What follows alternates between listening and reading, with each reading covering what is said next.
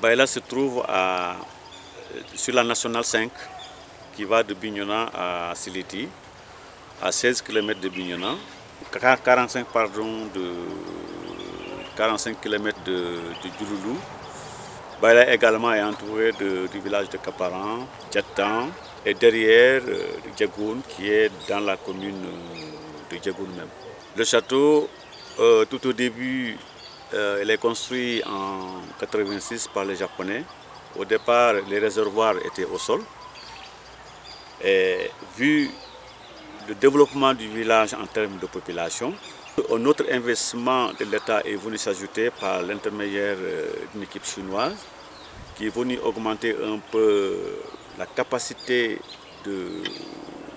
pour fournir de l'eau aux populations de Baïla, ce qui a valu l'installation du château d'eau que vous voyez derrière. Et ce château d'eau a commencé à fonctionner à l'époque uniquement par un groupe électrogène. Après le groupe électrogène, quelques années plus tard, il y a eu des problèmes.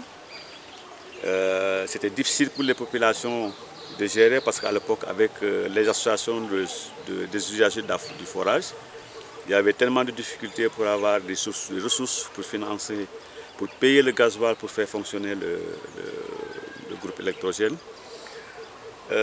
Nous avons demandé nos partenaires Oudané via l'association Kassouma 78 pour nous installer les panneaux solaires que vous voyez derrière qui permettraient d'avoir de l'eau, mais compte tenu de la difficulté technique qui était là, les panneaux n'avaient pas pu fournir de l'eau compte tenu également de l'expansion de la population parce que la demande est très forte. Donc récemment, pour essayer de résoudre ce problème-là, malheureusement pour nous, il y avait la foudre l'année dernière, au mois de septembre, qui a endommagé le boîtier qui servait de jonction entre les panneaux et la pompe. On est resté presque 4 mois, 5 mois, et aujourd'hui nous sommes presque au 6e mois sans eau. Et on a demandé à l'hydraulique, on a informé d'abord l'autorité administrative, qui est le sous-préfet, comment faire pour résoudre ce problème-là. Pour résoudre ce problème-là, il faut d'abord changer les appareils qui sont défectueux. C'est ainsi que nous, population, avons demandé au service régional de l'hydraulique, est-ce qu'il pourrait également nous faire une facture pro forma? Parce que compte tenu du caractère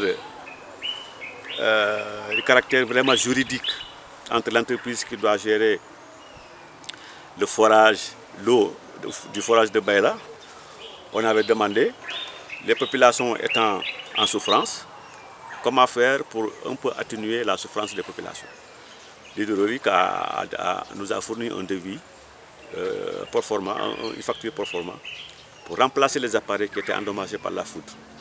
C'est ainsi que l'hydraulique nous a envoyé une facture pro forma, et cette facture pro forma, on l'a proposée à Pierre Goujabi Atepa, mon fils du village, qui nous a vraiment remplacé tous les appareils qui étaient endommagés par la foudre, à hauteur de 3 700 000. Nous, en tant qu'association de développement, nous avons également mis nos ressources pour un peu accompagner l'investissement de Pierre en installant le raccordement en énergie hydraulique. Mais compte tenu aussi des ressources faibles du forage, le compteur OFAL ne pouvait pas vraiment satisfaire la demande. C'est ainsi que nous avons encore redemandé à Pierre d'investir pour compléter, parce que l'appareil qui est là, l'onduleur, est tellement puissant que les panneaux qui sont là ne peuvent pas prendre en charge cet onduleur. Donc c'est ainsi qu'on attend incessamment l'arrivée de 6 panneaux qui vont compléter les 24 panneaux qui sont là. Les problèmes qu'on a à Baïla au château d'eau, jusqu'à aujourd'hui, jusqu'à l'heure où nous parlons, nous n'avons pas d'eau à Baïla. C'est inquiétant. Un gros village comme Baïla qui n'a pas d'eau, cela ne se dit pas dans tous les coins. On est un peu frustré de dire que Baïla n'a pas d'eau. Nous, tant bien que mal, nous sommes en train de voir ensemble comment on va faire pour satisfaire, pour donner de l'eau à Baïla. Mais ça a engendré beaucoup de frustration. Vraiment, si on pouvait nous aider à sortir de ce problème-là.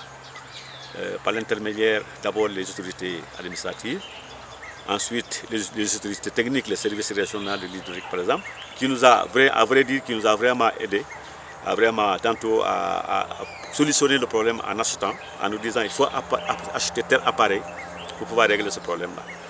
Donc la frustration est là. Pour me laver, moi, je puise dans le puits pour avoir de l'eau pour me laver. Alors qu'en ce monde vraiment où nous sommes, les villages, je ne dis pas tous les villages, mais les villages dans cet axe-là, dans cette envergure, ne doivent pas manquer de l'eau. Surtout que nous avons beaucoup d'infrastructures.